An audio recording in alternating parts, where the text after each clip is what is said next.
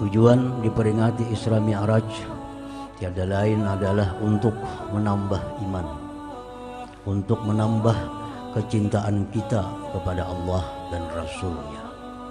Apabila tujuan itu tidak dicapai, maka acara ini akan menjadi kurang bermakna. Acara ini kurang berfaedah.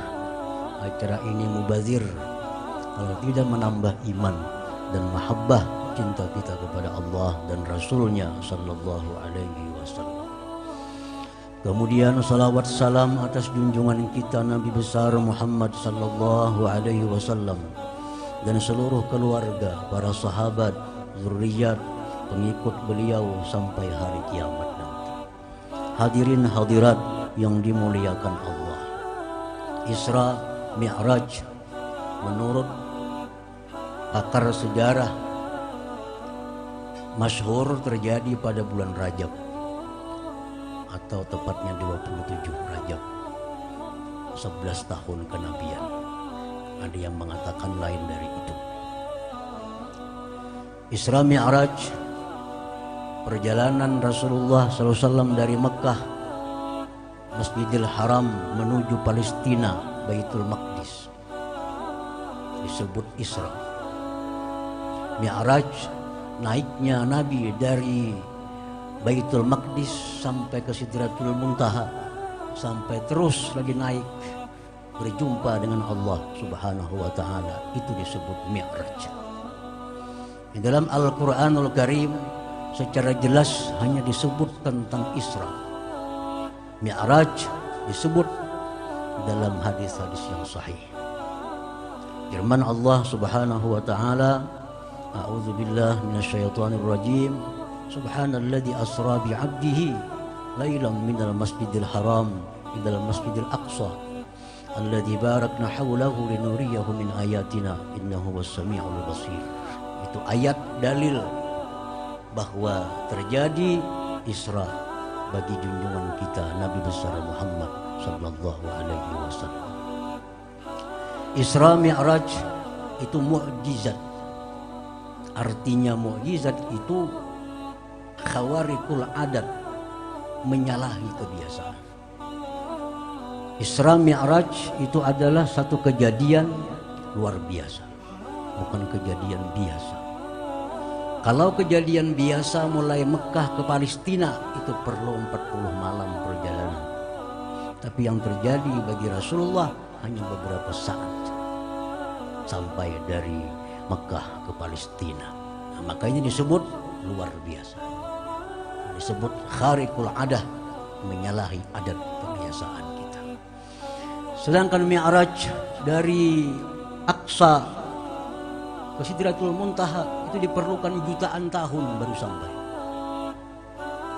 Tetapi yang terjadi terhadap junjungan kita Rasulullah sallallahu alaihi wasallam hanya beberapa saat. Sebelum subuh beliau sudah tiba kembali di kota kecintaan beliau, Makkah Al-Mukarramah. Ini kejadian luar biasa.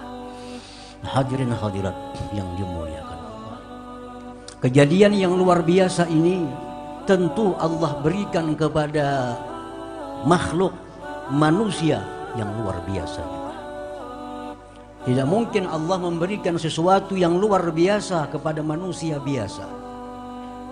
Pasti ini Rasulullah yang diberi Isra Mi'raj ini adalah manusia yang la kal bashar, bukan seperti manusia biasanya.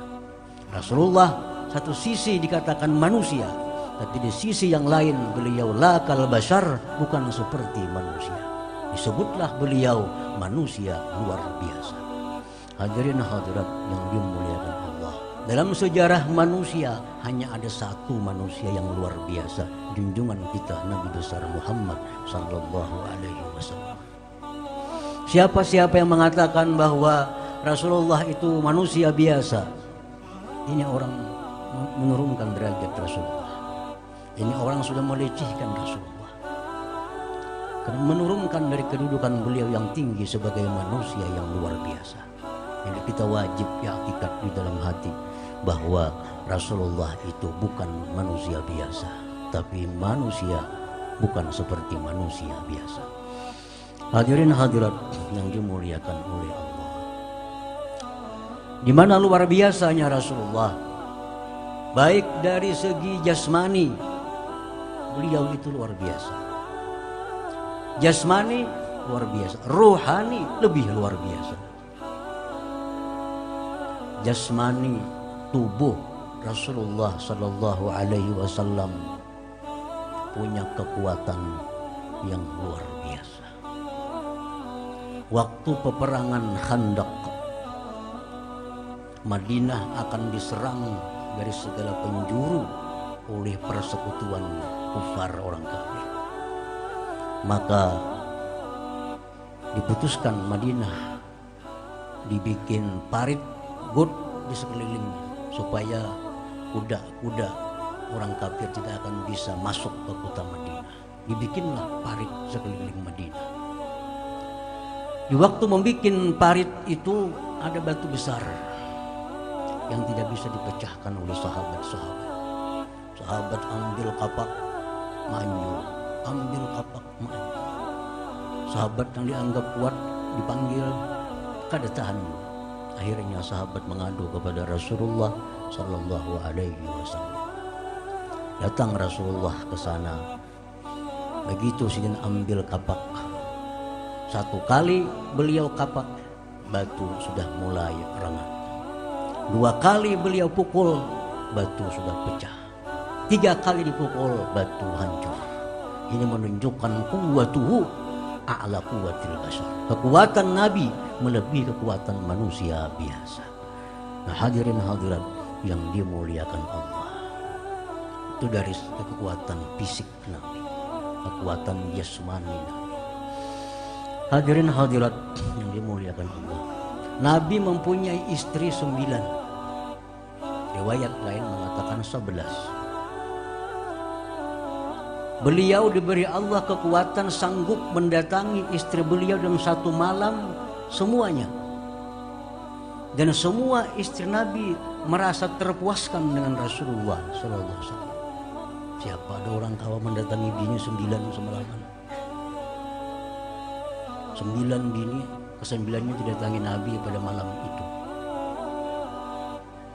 Sahabat bertanya kepada Anas bin Malik, antar sahabat, kayak apa Nabi itu kalau mendatangi 9? Anas bin Malik menjawab, "Ukhbirtu, aku dikabarkan annalahu quwwata 30 rajula, bahwa Nabi itu punya kekuatan 30 laki-laki." 9 itu masih inti, 30 sanggup. Manusia kan ada ini, manusia tapi bukan seperti manusia biasa. Dari segi kekuatan Rasulullah Sallallahu Alaihi Wasallam.